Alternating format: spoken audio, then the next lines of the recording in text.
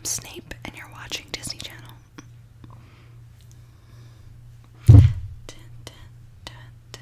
Just kidding. Hi, welcome back to my book sniffing ASMR channel. No, but really, today I'm going to be talking about some of the books that I've been reading lately, and that's it, really. I'll probably get off track at some point, because it's me. I painted my nails like less than 48 hours ago, and they already look disgusting. Like, not disgusting, but like not good. What the hell? Like, at that point I might as well just take it all off and just not do it, but here we are.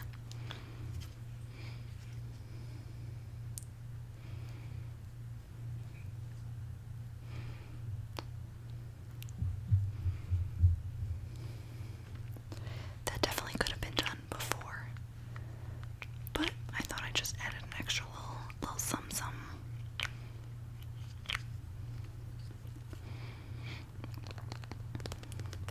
I think someone gave this to me as a gift one time, and I didn't know until recently that it is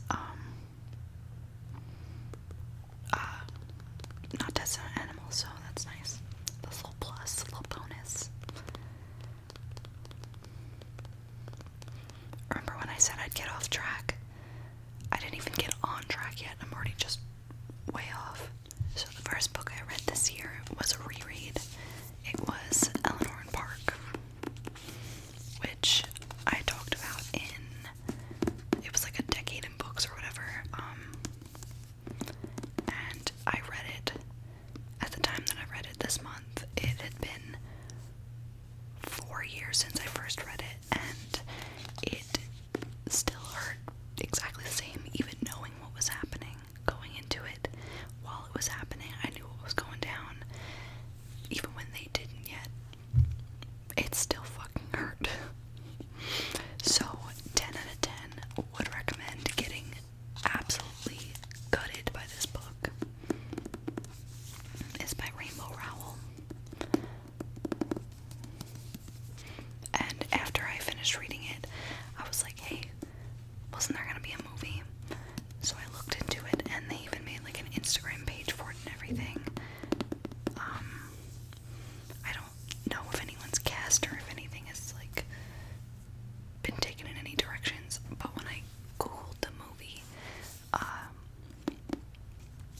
I saw somewhere that Shannon Purser, or is it Sharon? Shannon Purser, Barb from Stranger Things, she said that playing Eleanor is like a dream role for her, and I could definitely see that. Also, when you Google Eleanor and Park, one of the first images that comes up is like a fan-made poster, like a fake movie poster that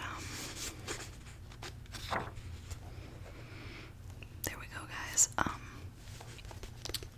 Someone made like with their like dream cast, and they put Emma Stone and Osric Chow. But Emma Stone, I do really like Emma Stone. This is no shade to her, but like, apart from having red hair, sis, did you read the book? She is nothing. Another thing I saw when I googled it was that Rainbow Rowell said that a fear of hers about like making a movie for Eleanor and Park was that they would cast a skinny girl to play Eleanor, which like part of her, not that like her weight is part of her character, but like it's a key detail in a lot of ways. So to cast like some skinny actress, no shade to skinny actresses, but to cast someone for that would be an injustice, if that's the right word. I don't know. So yeah, I reread this.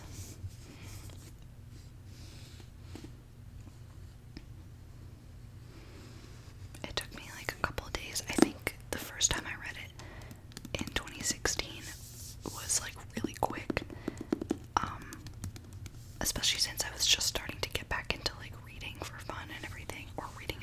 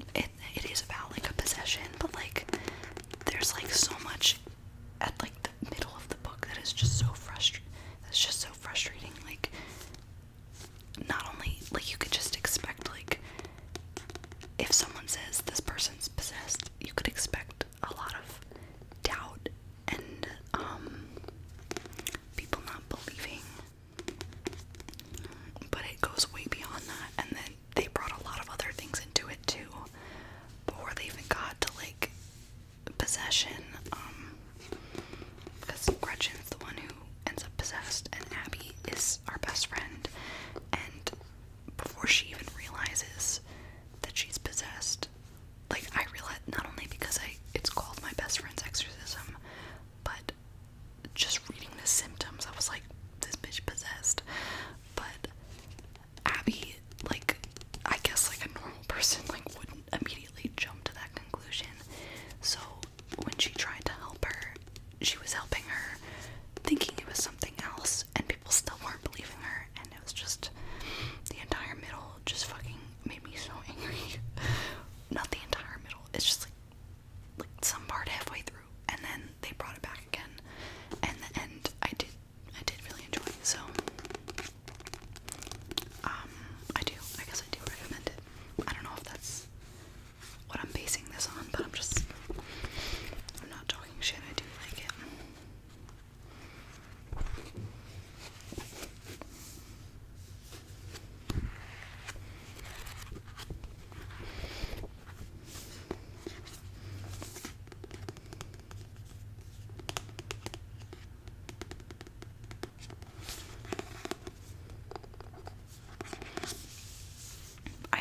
The first time I saw this was, I had a picture of it in my phone for a while, and I didn't even see it until recently, but I took a picture of it when I went to the Barnes & Noble book club meeting in October, I want to say. It was for The Testament by Margaret Atwood, and I saw this there, and I was like, maybe not today, but I'm coming back for it.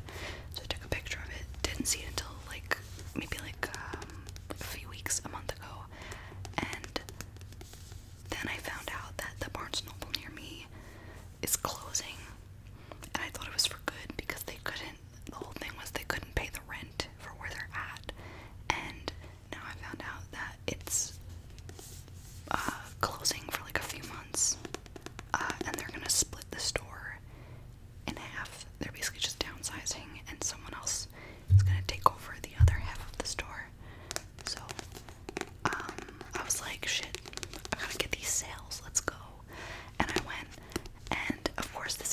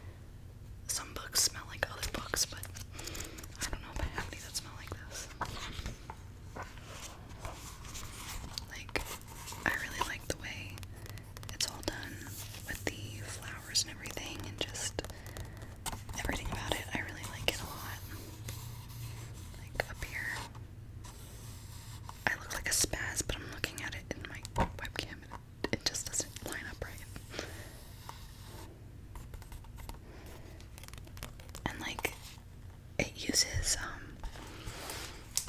like, obviously, like, it uses colors, but it uses colors to, like, set the tone sometimes in certain scenes, and it just really adds something to the story in ways that, like, the book itself can't. Not that I'm comparing the two, but it's like a new experience.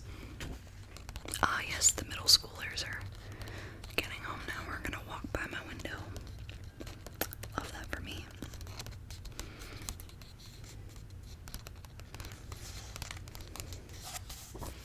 It's probably like, in terms of like after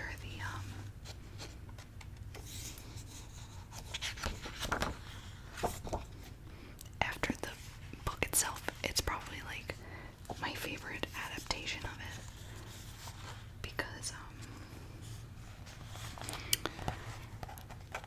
like, aside from like there was a movie made, I think, like years ago, and then there's the Hulu show, which I still haven't finished watching. Yeah, in terms of like adaptations, like after the book, I think this might be like my favorite. And as with, I'm pretty sure they already said, Hulu said they were gonna do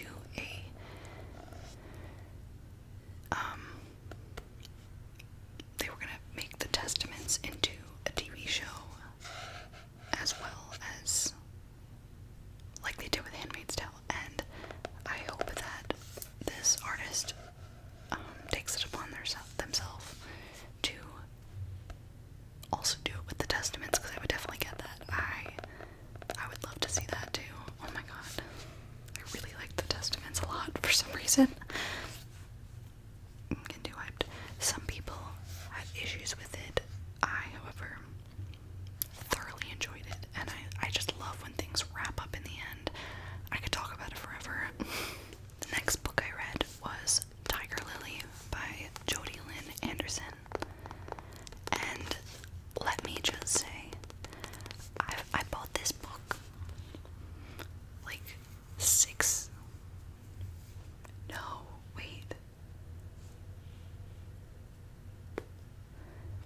I bought this book like 8 years ago.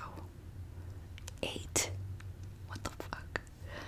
And I never read it. It's been one of those books that just stare at me on my shelf every time I put new books on it, and like take those same new books off and read them. And it's like, sis, just read it. So I finally did. I was trying to figure out what book to read next. So this was over the past weekend. I spent reading this from like Friday to Sunday, and there's something about spending like that small amount of time with like an entire book. There's something about that just, I'm not saying it's better or worse than like spacing it out over a certain amount of time, but there's something about like living in that world, because then all I was doing was reading it, you know, like I didn't have time to really think about much else. Not that I didn't think about other things, but you know what I mean. So I spent like a weekend in this entire world of Neverland, and it left me like emotionally wrecked in a way, and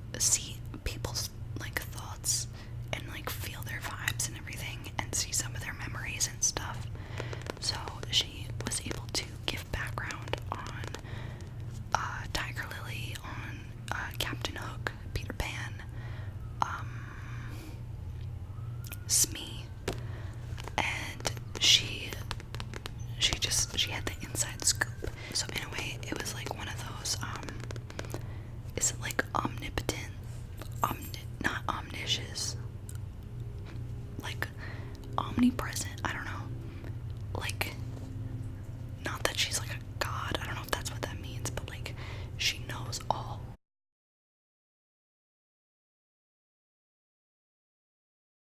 So it was that type of narration, and I think it was good that it was, I like that it was told from the perspective of someone that we know from like Peter Pan and from Neverland and everything. The way it ended is not how like Peter Pan ended, really. Like Wendy comes in towards the end, and no spoilers, but it doesn't end the way Peter Pan ends, because there is a second Peter Pan, and we get like more answers. Sorry, I thought I saw something outside. But I really liked it a lot, and a lot of it made me really sad too. So the next book I read was, okay, you're gonna think it's childish, but I have a backstory for it, so just hold on. Full House, Stephanie, P.S. Friends Forever. And, I got this off of eBay. It's very, like, yellowing pages. It's old. So the book itself is, like, it's a children's book, and I'll get into how I got to reading it now, but I read it like a million times when I was a kid. Literally, it was like my own little tradition to read this at least once a year. And it, just looking at this book elicits so much comfort in me, because it was just, I loved it. I don't know why I got rid of it at all. I think maybe the last time I read it was like 6th grade, and then I moved, and it must have gone with whatever else went. Ex-best friends or best friends. If you do want to read it, it's cheesy. It's very cheesy, but like, it reads like a Full House episode. So if you like Full House, then you're literally just reading an episode written down. And some people might find it cringy, but like, you watch Full House, it's fucking funny. So that's what this is essentially, is a Full House episode. There are a lot of Full House books from centered around Stephanie, Michelle, and I think DJ too. But I used to get mine at like yard sales, so I had a few, and I only had the Stephanie and Michelle ones, I think. I can't remember any DJ ones that I had, but there's a lot of them. And for some reason, this one was just my absolute favorite. And this has like a protective seal over the cover in a way, but mine was like so torn and everything, because I read it to death, like literally, like it wasn't even like concise like this. It was like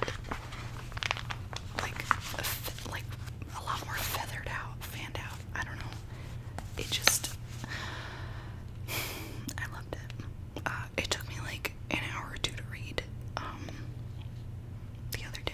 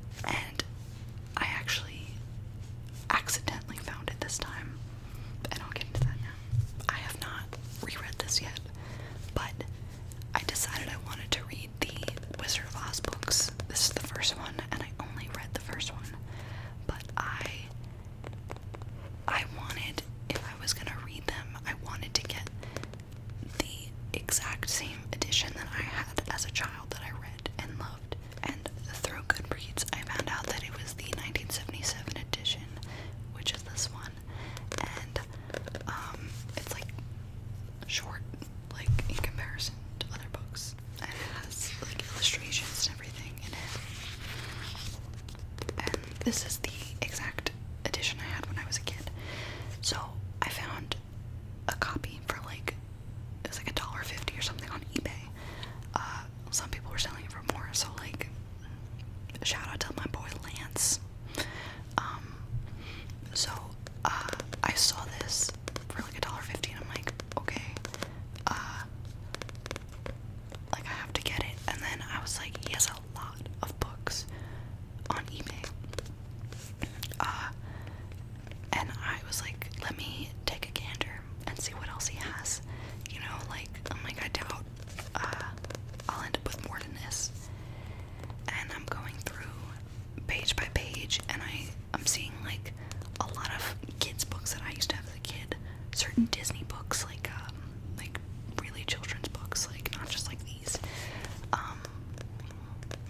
And I'm like, wow, cool. Like, this is stuff I've seen. And then I get to page 10, and I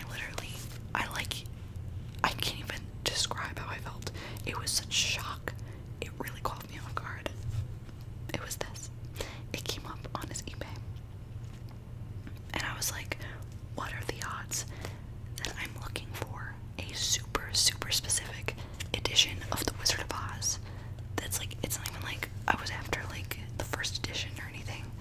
Like, I just wanted the one that I had as a kid, which was 1977. There's the back. But, and I've been after this for years. Like, this is such a specific book. Like, no one takes the Full House books that much. And like, sis, when I saw this, I like yelled. And I immediately was like, add to cart, here we go. And I got them both. I have not read this yet. I'll probably read this next. But it's still nice to have them back in my life. Just having this on my shelf is like such an accomplishment for me. And for like $1.50, I'm cool with it. The Wizard of Oz. I was watching the Supernatural episode Slumber Party last week. I was having like this might be TMI, but I was having like the worst period I've had in a while. Like, excruciating pain to the point where I thought I was gonna throw up from the pain, and I almost did.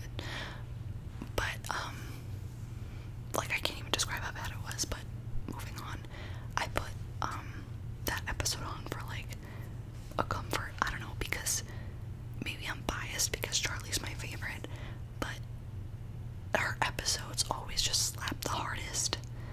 And that one was so good, with Dorothy and Oz and the Wicked Witch and Crowley making Wicked references.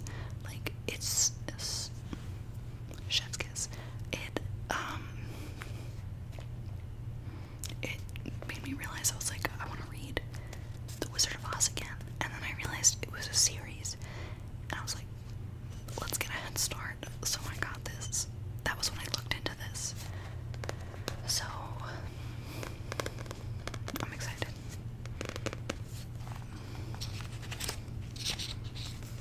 So now, last but not least, the book that I'm currently reading is The Hobbit by J.R. Tolkien, whatever. I have had this book since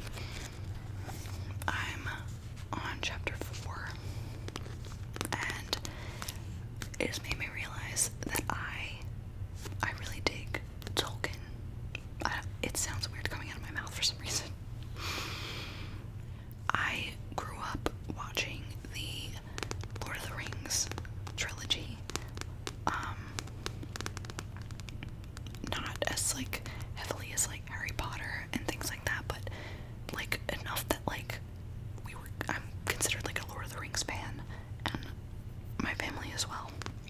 Not that that's something we like identify as, like, hi, my name is Emily, I'm a Lord of the Rings fan, but not there's anything wrong with that. Anyways, I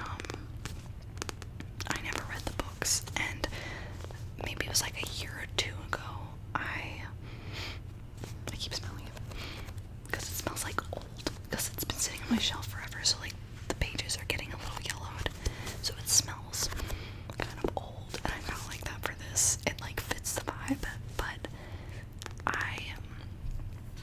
when I was we had my niece watch all the Lord of the Rings movies one weekend a year or two ago, and I was like, shit, I want to read the books now, and I was having trouble finding them, mostly because like people are confusing on like listings. Like some people list them as 3 separate books, some people list them as like one book, because I think it was one book separated into 3, but like within one physical book. I don't know. So I was having trouble finding those, and then I just never got around to buying it. And I've had The Hobbit for like ever, and I figured since it's a prequel, it didn't matter if I read it first. But I found out while reading it that this was actually written like 20 years before Lord of the Rings. I literally didn't know that, because the movies came out before the Hobbit trilogy of movies. I assumed that this was a prequel that was written after Lord of the Rings was written, like the Star Wars movies and stuff, and any other prequel. I don't know. I knew it was still written like years and years ago, but I didn't realize it was written before. This was written in, I think, or at least published in the 30s, the 1930s, and this was published almost 100 years ago. Anyways, but this was also published in like 1900, so anyways, and Lord of the Rings was published in the 1950s, so this did come first, the chicken or the egg. But I am now realizing that I actually really do like his writing. I wasn't sure if I would, because I just never read it.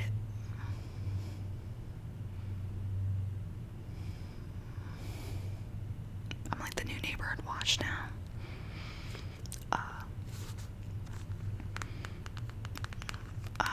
But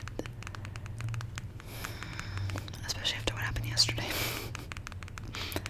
If you watched my Sims video, towards the end, I'm like, hey guys, there's someone in my neighborhood, there's cops here, gotta go. Not that's how it went down, but like, if you know, you know. So I do really like the writing style. I do have one complaint. I know I'm only like that much in, but like there is like a really severe lack of female characters. Literally, they're all men. And I've heard people complain about Lord of the Rings being the same way. And definitely like after reading 3 chapters, I'm like, where they at though? Literally, we have Bilbo Baggins, Gandalf, and like 13 male dwarves. So, I mean, I know I'm not that far in, but that's the main cast already. Like, they just met Elrond, the elf, and then some other random elf, who's also a man. So, it's just, if there's gonna be any female characters introduced, they're gonna be very minor. And I mean, I know it was written in the 30s, so like perspective, but it's still worth mentioning. And the bookmark I have in it is I got in like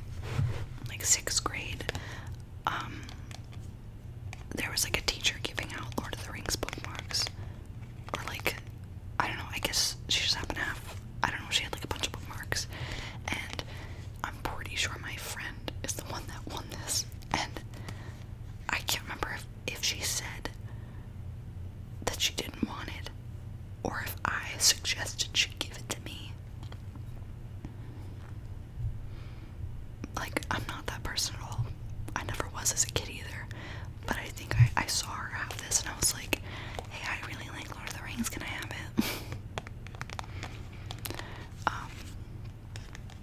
But yeah, it's super torn from being like in my backpack, probably in 6th grade, and then also again, in like 9th grade when I started reading this because it pops out the top. So that makes sense. I kind of want to get something like a plastic thing to put it in so it doesn't like do any more damage. But it says The Lord of the Rings, The Two Towers. And it has Aragorn and Arwen.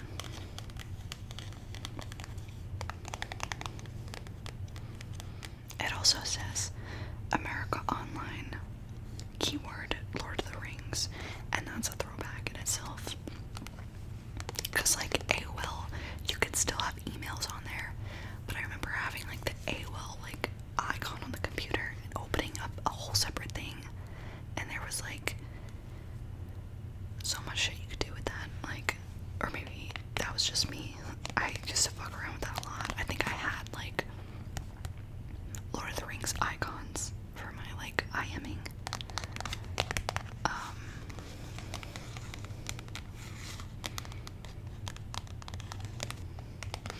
But yeah, that's. And when I think about the movies Lord of the Rings, the only female characters I can think of are Arwen and Kate Blanchett's character. I forget her name. Basically, female Legolas is what she looks like to me, or that's what I used to say she looked like. Also, Legolas. Except for I've seen pictures of the CGI Legolas. It's Orlando Bloom, but they CGI'd him to look younger in the Hobbit movies, and like it's weird. Like they should have just. He wasn't even in the books. I found that out today. I googled it. Legolas is not in the Hobbit book, and they put him in the movie, but because it's a prequel, they had to make him younger, and they CGI'd Orlando Bloom's face. And I'm so sorry, sweetie. What the fuck? Some dude just walked by eating a banana. And then, of course, in Lord of the Rings, the movies at least, the iconic, I can't remember her name in the movie, but Miranda Otto did the iconic I Am No Man scene, which was like, yes, feminist icon up in here, but also I'd like to know if that was in the book. I doubt it was in the Lord of the Rings books. But yeah, that's literally 3 characters out of a lot of characters that I can name that are female. And Rosie Cotton, who doesn't have a big role at all, but like she's cute. I've also realized through this book that like, you know, when people ask like if you had to choose one superpower or if you could choose any like fantasy creature, who would you be? What would you be? I have decided I would be a hobbit. Like literally, they live such a chill life, and like Bilbo's story is really cool because he has the desire to stay home and be a hobbit in his hobbit hole with comfort, but he also has like a thirst for adventure, but like he's like trying to fight it and stuff, and it's like, it's good. I enjoy it. The thirst for adventure comes from his mother's side of the family, which is the Took side. His father is Baggins. His father is Baggins. His mother is Took, as in like Pippin, like fool of a Took. They say that the Took